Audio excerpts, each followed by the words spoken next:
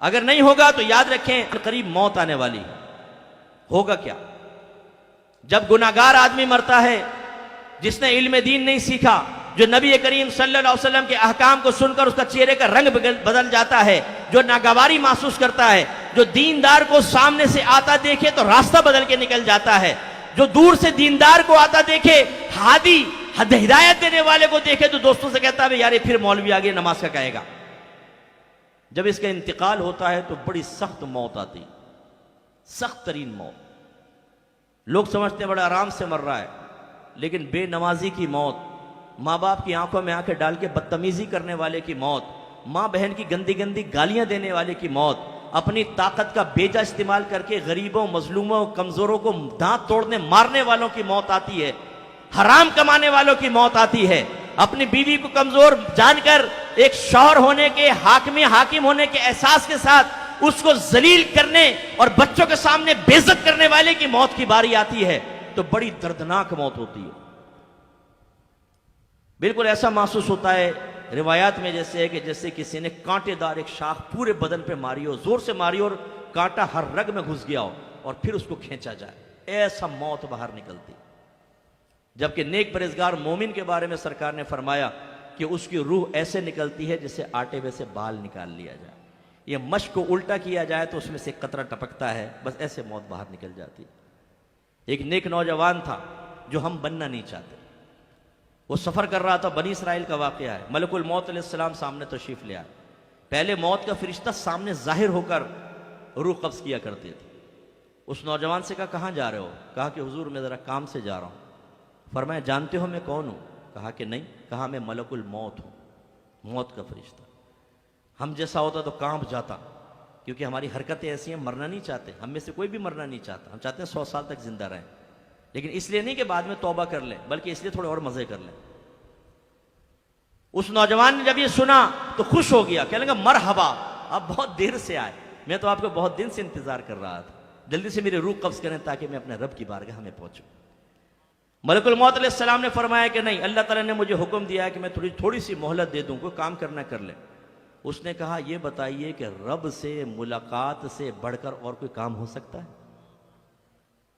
ملک الموت علیہ السلام نے فرمایا بہرحال ہم تو حکم کے پابند ہیں، اللہ نے حکم دیا ہے کہ آپ کو مہلت دیں۔ اس نے کہا اچھا، اگر میرے رب کی یہی مرضی ہے تو میں آپ سے گزارش کرتا ہوں، کیا گٹکا کھا لوں، لڑکی کو میسج کر دوں، ماں سے ذرا مل لوں، بیوی بچوں کو دیکھ لوں آخری بار، اپنے کاروبار کسی کے حوالے کر دوں؟ نہیں۔ اس نوجوان نے کہا بس مجھے اتنی مہلت دے دیں، میں تازہ وضو کروں اور 2 رکعت نماز پڑھوں، جب میں نماز کے سجدے میں جاؤں تو آپ میری روح قبض کر لیجیے گا۔ اور ملک الموت علیہ السلام نے ایسی اس کو روح قبض کر لی۔ لیکن ہمارا انجام ہو سکتا ہے بڑا دردناک۔ اس کے بعد ہمارے چاہنے والے ہمیں تختہ غسل پہ لٹائیں گے، ہمارے کپڑے اتار دیے جائیں گے۔ ابھی اگر میں کہوں اپنا قمیض اتار دو، آپ بھرے مجمع کے سامنے چاہے بنیان پہناؤ نہیں اتار سکیں گے، مرد ہونے کے باوجود شرم آئے گی۔ لیکن مرنے کے بعد انسان کے کپڑے اتار دیے جاتے ہیں، اگرچہ ستر ڈھک دیتے ہیں، لیکن بہرحال بے بس لاچار پڑا ہوتا، جہاں مرضی پانی ڈالیں، کان میں ڈالیں، ناک میں چلا جائے، پڑے ہوئے صاحب۔ اس کے بعد ہمیں صاف کیا جائے گا، پھر کفن پہنایا جائے گا۔ ویسے ایک آدمی کی آنکھیں بند ہوتی ہیں لیکن شعوری آنکھیں کھلی ہوتی ہیں، اسے سب محسوس ہو رہا ہوتا ہے میرے ساتھ کیا کیا ہو رہا ہے، اور اس کے دل میں اگرچہ حقیقی دل رک چکا ہے لیکن احساسات باقی ہوتے ہیں، ایک وحشت پیدا ہو جاتی ہے، اس کو دل اگر زندہ ہو تو نا دھڑکتا تیز تیز تیز تیز کہ ارے یہ تو وہی وقت آ گیا جس کے بارے میں سوچتا بھی نہیں تھا، اگر کوئی موت کا ذکر کرتا تو مجھے برا لگتا تھا، میں نے سارا دن موت کے ذکر کو فراموش کرتا رہا، انجوائمنٹ میں لگا رہا، لیکن آج وہی ہو رہا ہے۔ اس کے بعد پھر ہمیں گھر والوں کے سامنے پیش کیا جائے گا، آخری مرتبہ دیکھ لو، اس کے بعد یہ کبھی نہیں آئے گا۔ عورتیں چیخ رہی ہوں گی، رو رہی ہوں گی، اگر آپ شادی شدہ ہیں آپ کی بیوی رو رہی ہوگی، آپ کے بچے رو رہے ہوں گے، آنکھیں بند ہیں، نظر سارا آ رہا ہے۔ شعوری بلوغت اور شعور اپنے بلوغ تک پہنچا ہوگا، بالکل عروج تک، ہر چیز محسوس ہو رہی ہوگی، اگر لوگ روئیں گے اس سے دل دکھے گا، رنجیدہ ہوگا، لیکن یہ نہیں کر سکتے کہ اپنے بچوں کے سر پہ پیار سے ہاتھ پھیرتے کہ بیٹا رو نہیں، دل تڑپ رہا ہوگا، لیکن بس دیکھ لیا بھائی، اٹھاؤ اس کو، جنازہ گاہ پہ لے کے جاؤ۔ آج سے پہلے ہم نے ڈولیاں اٹھائی تھیں، آج ہمیں اٹھا کے لے کے جائے گا اور ہمیں رکھ دیا جائے گا، لوگ جنازہ پڑھیں گے۔ آپ ذرا غور کریں، کبھی اس کا پریکٹیکل کرو، 4-5 لوگوں کے سب بنا لو اور آگے لیٹ کر دیکھو تاکہ احساس ہو مرنے کے بعد کیسا محسوس ہوتا ہے۔ پہلے آپ نے کھڑے ہو کے مردے کو دیکھا، اب وہ لیٹا ہوا کھڑے ہو کو دیکھ رہا ہوتا اور وہ نماز پڑھ رہے ہوتے ہیں۔ اس کے بعد ہمیں قبرستان لے جایا جاتا ہے، اندھیری قبر میں اتار دیا جاتا ہے، کوئی دوست کام نہیں آتا، بیوی دور، بچے دور، جگری یار دور، رشتہ دار دور، ابا چلے گئے، بھائی بہن چلے گئے، ڈھکا قبر بند، ختم۔ اس کے بعد آئیں گے منکر نکیر۔ میرے آقا صلی اللہ علیہ وسلم نے ارشاد فرمایا کہ وہ 2 کالے رنگ کے فرشتے ہیں، ان کے دونوں کندھوں کے درمیان کئی میل کا فاصلہ ہے، بال لمبے لمبے قدموں تک ہیں، آنکھیں بڑی بڑی نیلی دیگ کی طرح ہیں، چہرے سیاہ، دانت بڑے بڑے لمبے ہیں، اور دونوں کے ہاتھ میں ایسا گرز ہوتا ہے، گرز کا مطلب ہے کہ ڈنڈا، اس کے اوپر ایک گولا لگا، اس میں کیلے نکلے ہوتے ہیں۔ فرمایا وہ اتنا بھاری ہے کہ اگر اس کو زمین پر رکھ دیں تو دنیا بھر کے تمام جنات اور انسان مل کر نہیں اٹھا سکتے، اور وہ قبر کی دیواروں کو اپنے دانتوں سے چیرتے ہوئے وہاں پہنچتے ہیں اور جھڑک کے اٹھاتے ہیں ایسے گناہگار کو، وہ ڈر کے اٹھ جاتا ہے، بیٹھ جاتا ہے۔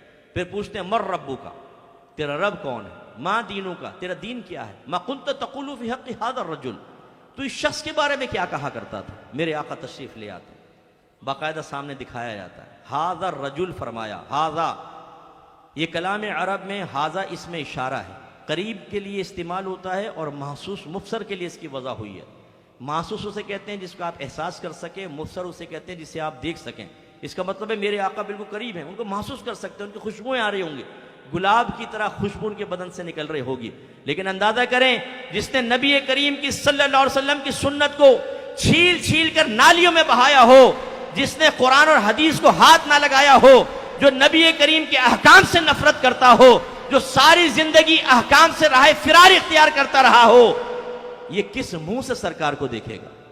نگاہیں جھک جائیں گی، شرم آئے گی، اللہ نہ کرے جواب نہ دے سکے، اللہ نہ کرے۔ اور اگر وہ جواب نہیں دے سکے گا تو ایسا گرز ماریں گے کہ ہڈیاں چورا چورا ہو جائیں گی۔ اور بے نمازی کے بارے میں میرے نوجوانوں، جو آج مؤذن حی علی الصلاح حی علی الفلاح کہہ رہا ہوتا ہے اور آپ آوارہ گرد دوستوں کے ساتھ سامنے کھڑے ہوتے ہیں، لیکن اذان ہوتی ہے تو اس لیے دور چلے جاتے ہیں کہ لوگ کہیں گے جماعت ہو رہی ہے تم یہاں کھڑے ہو، پھر واپس آ کے کھڑے ہو جاتے ہیں، لیکن نماز نہیں پڑھتے، اللہ کی رحمت کا شکرانہ ادا نہیں کرتے، اس کی نعمتوں کا، انعامات کا، احسانات کا شکرانہ ادا نہیں کرتے۔ آپ کے بارے میں نبی کریم فرماتے ہیں کہ بے نمازی کے لیے قبر کی دیواریں ملتی ہیں تو اس کی پسلیاں ٹوٹ ٹوٹ کر ایک دوسرے میں گھس جاتی، یوں پیس دے گی، زبان باہر، آنکھیں ابل کر باہر، بھیجا باہر نکل آئے گا، ٹکڑے ٹکڑے، پھر ہٹیں گی، پھر صحیح ہو جائیں گے، پھر پتہ نہیں کتنی مرتبہ یہ معاملہ ہوگا، پھر میدان محشر ہوگا، سارے اپنے قبور سے نکلیں گے۔ آج فیصلے کا دن ہوگا، یہ ڈے آف ججمنٹ ہے۔ جس کو آپ نے گالی دی تھی، جس کو آپ نے مارا تھا، جس کو گھور کر دیکھا تھا، جس کا حق دبایا تھا، جن کے مال دبا کر بیٹھے ہوئے تھے، جو اللہ تعالیٰ کے احکام کی نافرمانی کی، جو نبی کریم صلی اللہ علیہ وسلم کی نافرمانی کی، آج اس کے حساب کا وقت آیا ہے۔ بدن کانپ رہے ہوں گے، انسان پسینے پسینے ہوگا، جنت بھی سامنے ہوگی اور جہنم کو 70,000 فرشتے کھینچ رہے ہوں گے۔ اس وقت میں فرق پتہ چلے گا۔ جن کا آپ مذاق اڑاتے ہیں نا، آج داڑھی والا نوجوان نگاہیں جھکا کر سب کھیل کود چھوڑ کر مسجد میں جا رہا ہے اور آپ سمجھتے ہیں بے وقوف اور بدھو ہیں اس دور کے۔ ابے بھائی انجوائمنٹ کرو یار، 4 دن کی زندگی ہے، یہ میدان محشر میں پتہ چلے گا۔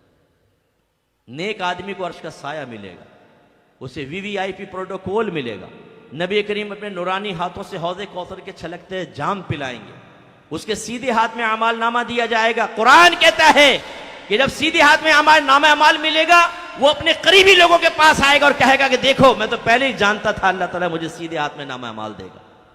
اس کو حکم ہوگا جنت میں جاؤ۔ اب آئے گی ہماری باری، اب آئے گی فراڈیوں کی باری، اب آئے گی اللہ کی نعمت کھا کر اس کے دشمن شیطان کی اطاعت کرنے والوں کی باری، اب آئے گی ان کی باری جو علماء کے قول سن کر ناراض ہوتے تھے لیکن نفس کی غلامی میں شیر تھے۔ وہ جب وہاں پہنچیں گے ہلتے کانپتے ہوئے، اگر اللہ ناراض ہوا جہنم میں جانے کا فیصلہ ہوگا۔ حدیث غور سے سنیے گا، آپ کے نبی نے ارشاد فرمایا صحابہ سے، صحابہ کیا تم جانتے ہو کہ مفلس کون ہوتا ہے؟ کنگال، مفلس۔ صحابہ کرام نے عرض کی ہم تو کنگال اس کو کہتے ہیں جس کے پاس نہ دراہیم و نہ دنانیر۔ سرکار نے فرمایا لیکن میری امت کا مفلس وہ ہوگا جو بروز قیامت بہت ساری نیکی لے کر آئے گا، زکوٰۃ بھی ہوگی، نماز بھی ہوگی، حج بھی ہوگی، صدقات بھی ہوں گے، لیکن اس نے کسی کو مارا ہوگا، کسی کو گالی دی ہوگی، کسی کا حق دبایا ہوگا، کسی کے ساتھ اور دوسرے معاملات کیے ہوں گے، تو اس کی کچھ نیکیاں یہ لے جائے گا، کچھ نیکیاں یہ لے جائے گا، کچھ نیکیاں یہ لے جائے گا، حتیٰ کہ اس کے نام اعمال میں کوئی نیکی نہیں رہے گی تو اللہ تعالیٰ اس کو جہنم میں ڈلوا دے گا۔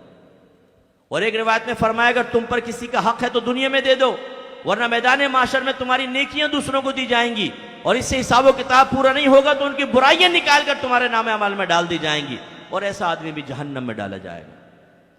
تو میرے بچوں، ہم مسلمان ہیں، ہم صحیح العقیدہ مسلمان ہیں، موت کب آئے گی ہمیں نہیں پتا، اللہ نے معاملہ مخفی رکھا ہے، ہو سکتا ہے یہ میرا آخری بیان ہو، اس کے بعد مجھے بیان کا موقع نہ ملے، اور یہ ہو سکتا ہے آپ کا آخری بیان ہو، اب آپ کا جنازہ ہی اٹھنے والا ہو۔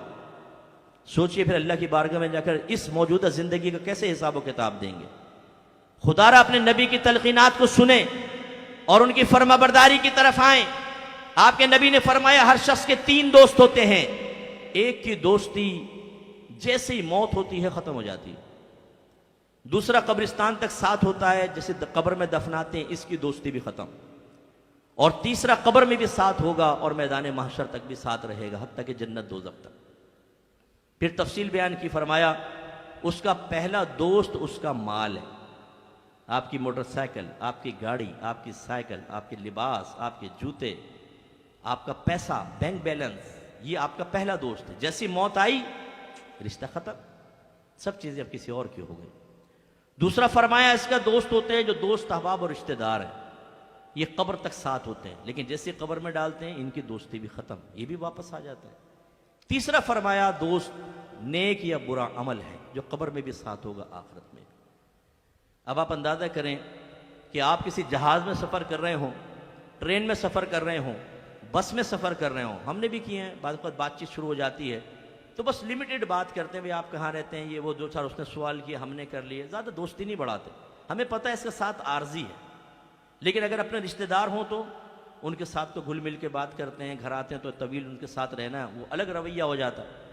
ایسے سوچئے جس کے ساتھ آپ کی دوستی مختصر سی ہے اس سے کم دل لگائیں۔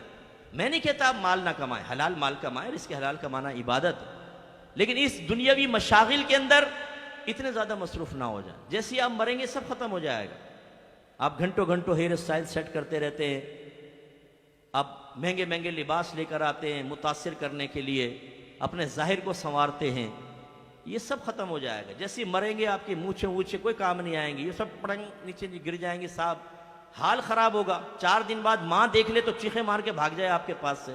حشر یہ ہونے والا ہے قبر کے اندر، کیونکہ آنکھیں بہہ کر باہر آ جائیں گی، ناک پھٹ جائے گی، کیڑے مکوڑے کھا جائیں گے، دانت گر جائیں گے، سارے جھڑ جائیں گے، بالکل ہڈیوں کا ڈھانچہ ایسے غلاظت، اور اتنا گندا ہو جائے گا آدمی کہ دیکھ کے لوگ کانوں کو ہاتھ لگائیں گے۔